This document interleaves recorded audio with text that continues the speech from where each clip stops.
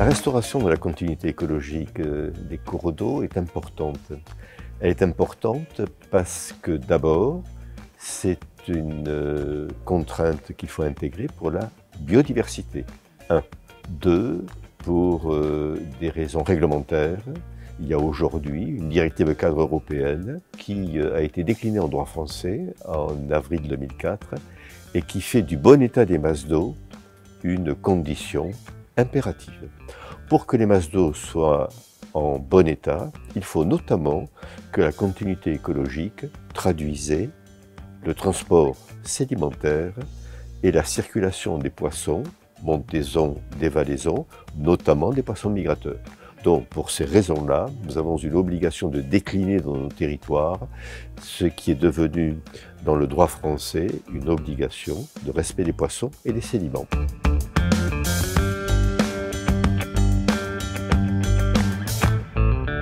Les points de blocage de restauration de la continuité écologique des cours d'eau sont malheureusement nombreux.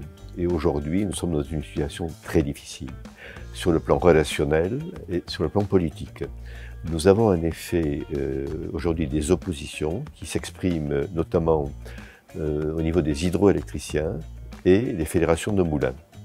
S'opposent à cette approche les pêcheurs et les militants écologistes, notamment de la Fédération nationale de l'environnement, de FNE.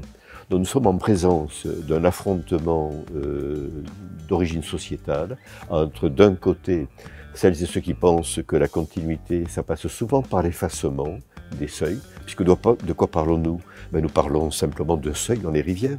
Ces seuils dans les rivières, à quoi servent-ils?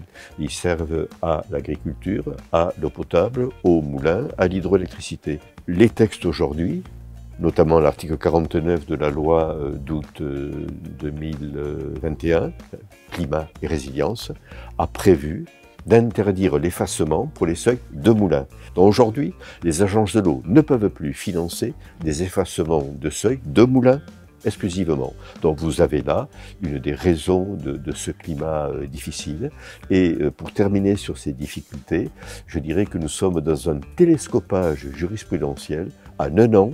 Le Conseil constitutionnel, le Conseil d'État après, et ça date de juillet 2022, donc c'est très récent, les arrêts sont différents. Donc le message que j'ai fait passer ce matin dans ce congrès, c'est le retour du dialogue, le retour de l'humilité collective pour voir si nous sommes capables de trouver le chemin de la co-construction entre qui et qui, co-construction entre les usagers, les administrations d'État, les services instructeurs, pour que ce que nous avons voulu en 2019, pour une politique apaisée de restauration de la continuité écologique.